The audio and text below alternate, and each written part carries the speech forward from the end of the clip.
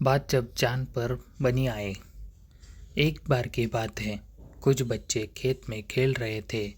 तभी पक्षियों का एक झुंड उड़ता हुआ आया और खेत के एक कोने में दाने चुगने लगा। छोटे छोटे रंग बिरंगे पक्षियों को इधर उधर उछलते देखकर लड़के उनकी ओर आकर्षित हुए बिना नहीं रह सके। तभी उनमें से एक को शरारत सूझी।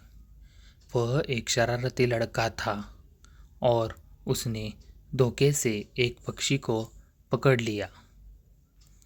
फिर उसने अपनी कलम की स्याही से उसे रंग दिया और उड़ने के लिए छोड़ दिया। रंगने के बाद साथी पक्षियों ने उसे पहचानने से इनकार कर दिया। वे उसे अपने झुंड में शामिल करने को तैयार नहीं थे।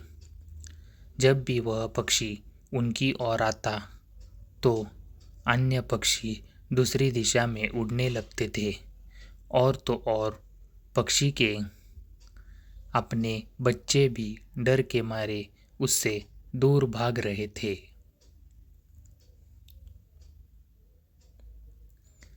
जब हकीकत का पता चला तो पक्षी बहुत परेशान हुई।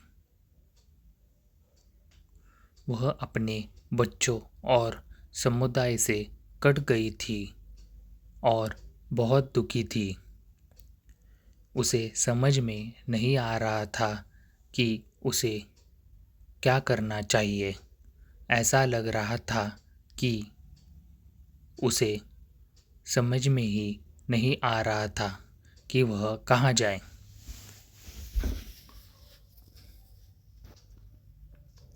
बेचारा पक्षी न तो उड़ पा रहा था और न ही बैठ पा रहा था। इसीलिए वह बहुत देर तक एक ही जगह बैठा रहा। इसी बीच उस शरारती लड़के ने उसकी ओर एक कंकड़ फेंका। कंकड़ लगते ही पक्षी बेहोश हो गया। उस शरारती लड़के ने पक्षी को उठाया और उसके पंख नोचने लगा। अच्छा तो यह हुआ कि दूसरे लड़कों में से एक दयालु निकला। उसने पक्षी पर ठंडा पानी छिड़क दिया।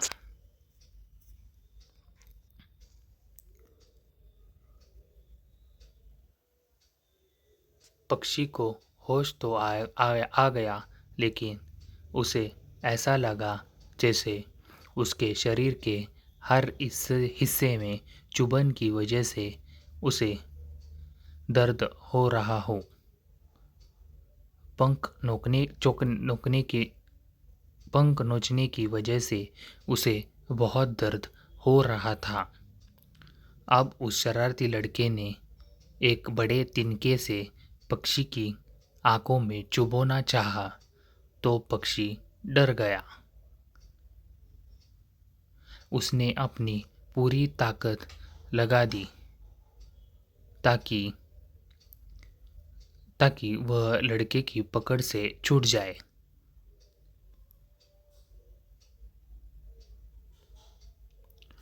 बेचारा पक्षी उछल कूद कर लड़के की पकड़ से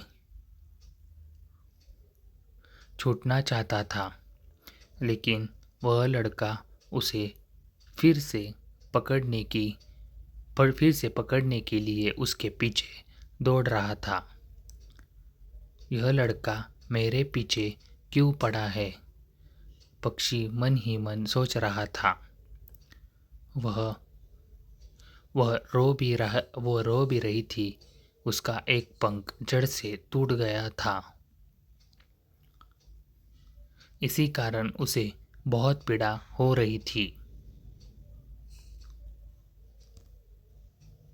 आखिर उसने मन ही मन कुछ निश्चय किया।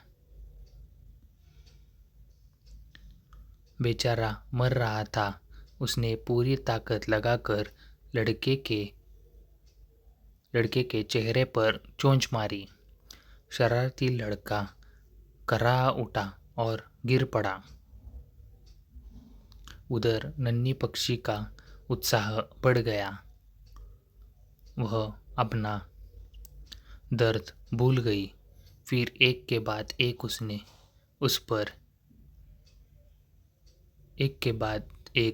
उस पर इतनी मजबूत चोंच से हमला किया कि लड़का डर गया। लेकिन पक्षी ने उसे संभलने का मौका नहीं दिया। लड़के का पूरा चेहरा खून से लथपथ हो गया। फिर घबराहट में वह एक गड्ढे में गिर गया लेकिन पक्षी ने उसे संभलने का मौका नहीं दिया। लड़के का पूरा चेहरा खून से लथपथ हो गया। फिर घबराहट में वह एक गड्ढे में गिर गया और बेहोश हो गया। घायल पक्षी भी बेहोश हो गई, लेकिन लड़के को सबक सिखाकर। सीख।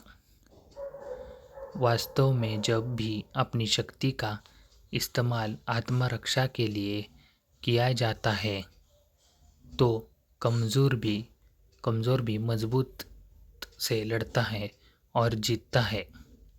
इस पक्षी की तरह अपने जीवन और मृत्यु की परवाह किए बिना